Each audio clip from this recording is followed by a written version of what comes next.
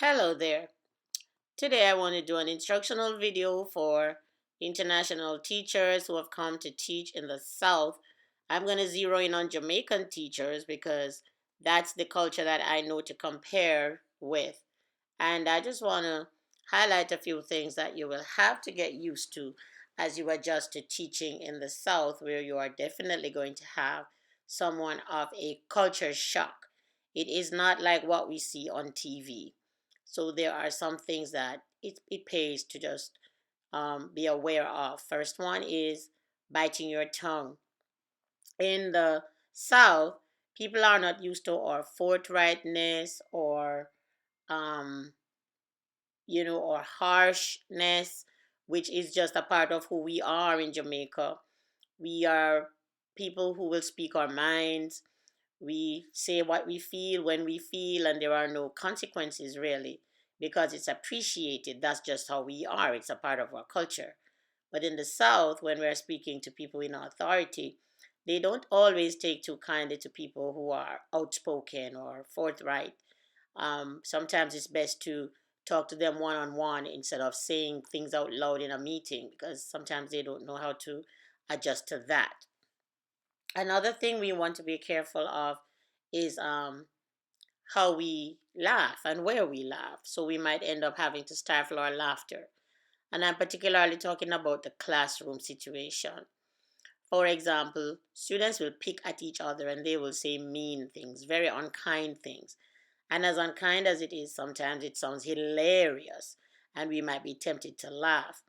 But just so not to be caught into a situation where the parent comes complaining to the principal and they could use it as evidence to say the teacher laughed, and then we could be seen as taking sides. Number three is eating fast. Most schools in Jamaica give their teachers and students sometimes up to an hour for lunch. And so we can dine and we can, give long taste of pea soup and just, enjoy our food slowly and eat with class and dignity. But here in the South, many times lunchtime is no longer than 20 minutes. And there are times when you have other things doing during lunchtime, and eating time might not be as much as we are used to. So we might have to just learn how to cut and swallow and to leave our large meals for in the evenings when we go home. Number four is loneliness and staying inside. Jamaicans enjoy an outside communal culture where we are always interacting with someone. From the moment we open our eyes to when we close them back at night, we can be in, conversations or interacting with somebody, whether it's the neighbor or people passing on the street or in the taxi cab or somewhere. There is always someone to talk to. But here in the South, there are times when we end up by ourselves. Many of the neighborhoods that we live in, they are rural and there's not a lot to do outside, especially in the cold months. So it might get lonely if we don't have family around. Number five is answering ignorant questions. Ignorant in this case means they genuinely just don't know.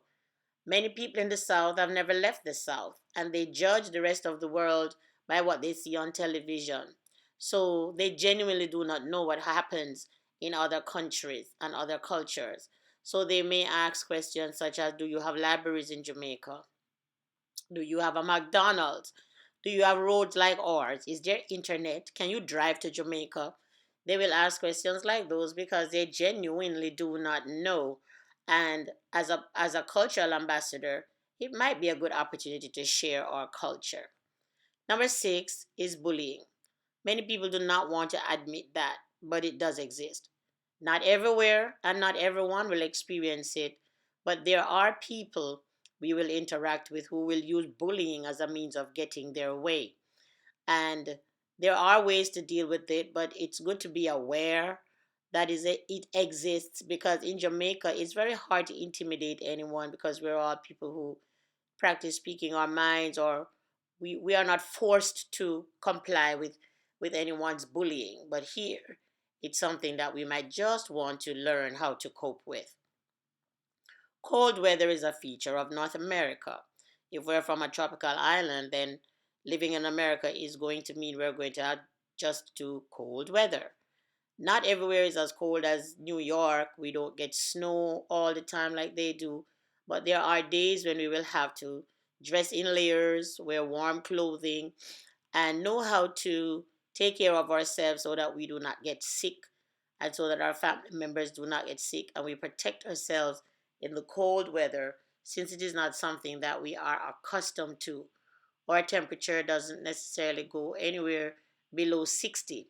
So that's something we have to learn how to cope with. Number 8, people telling on you. I put it that way because that is how a Jamaican would put it. Them tell upon me.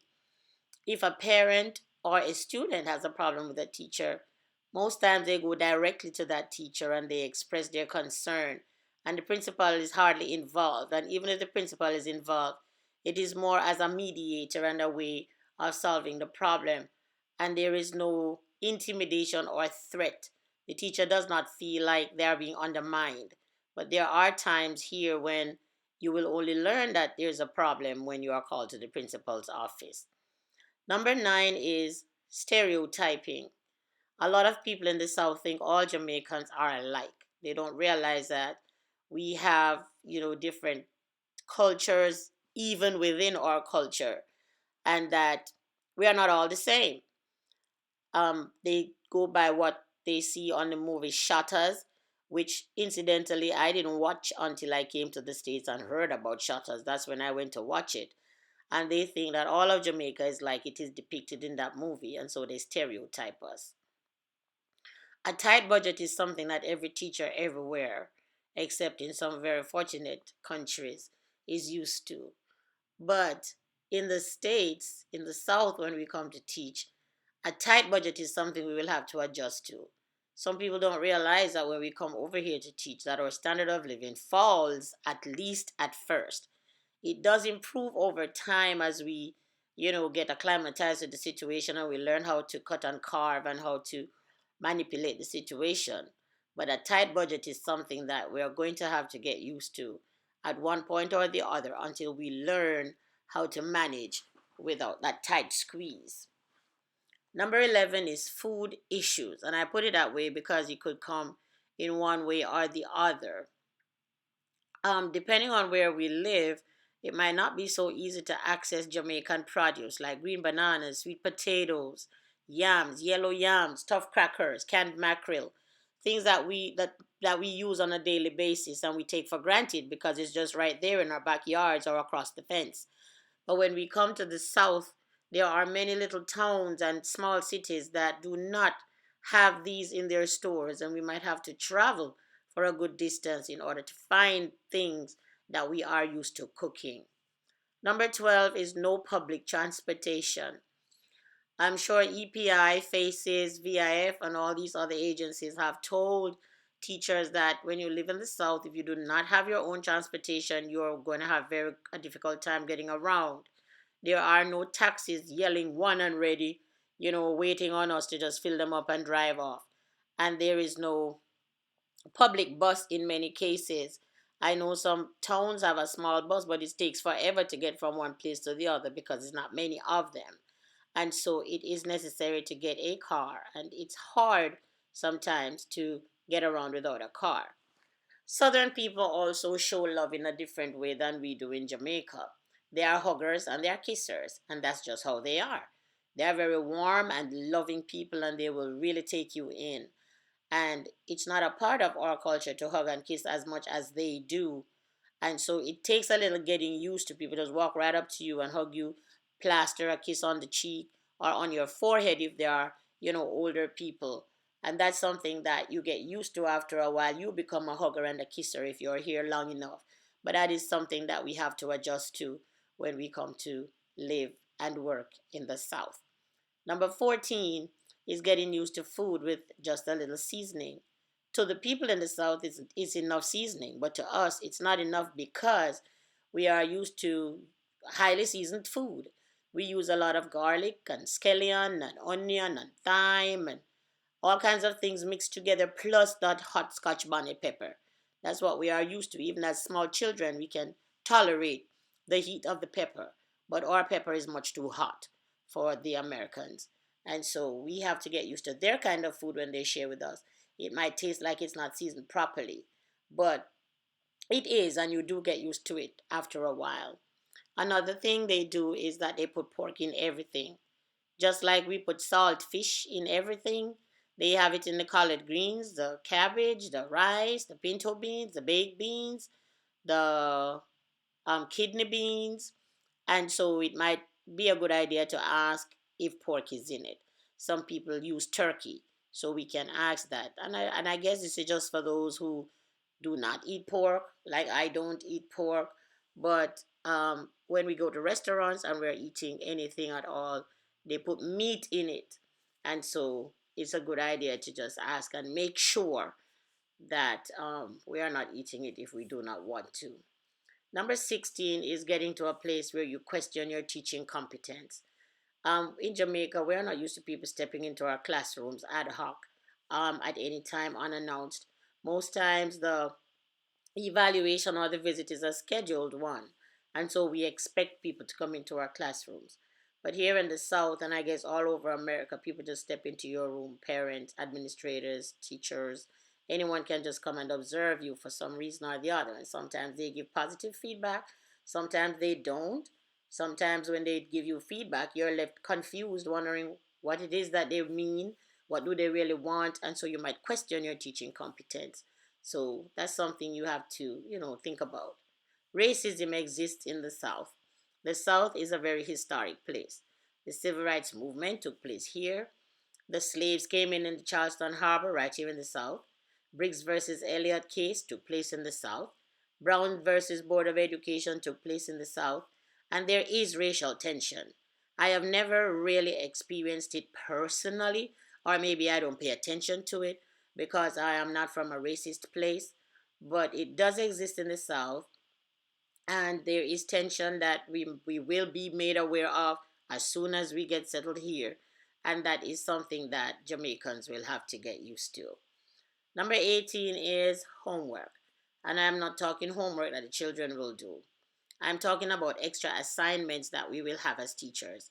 Besides lesson planning and besides, grading papers and working on our grade books and all that, there may be assignments associated with professional development that we may be asked to participate in or to do, to turn in.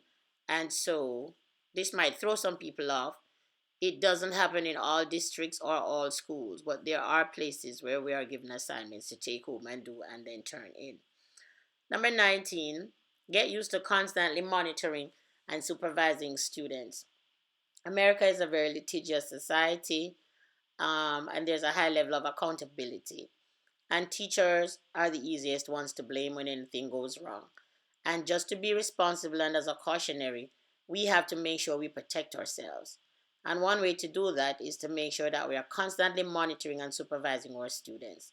That means whether we are on duty or whether we're in the classroom, it pays to see what's going on in the corners, to walk around and make your presence be felt and known in that room so that if anything happens, we can give a correct account of what took place. Number 20, learn how to encourage yourself. There are days when it will feel like there is no one to encourage you. Another teacher might be experiencing difficulty for him or herself, and you just have to dig deep inside for that resolve to keep going. So when you get to the South to teach, you learn how to encourage yourself. And you have to encourage yourself by saying, I know I make a difference. If I didn't make a difference, I would not be here. An administrator told me that when I just came up here. He said, you teachers are handpicked and chosen to come here. So all you have to do is learn to adjust to the situation, because if you were not good, you would not be here in the first place. And so just know that you make a difference, and everyone who teaches in America touches at least one child.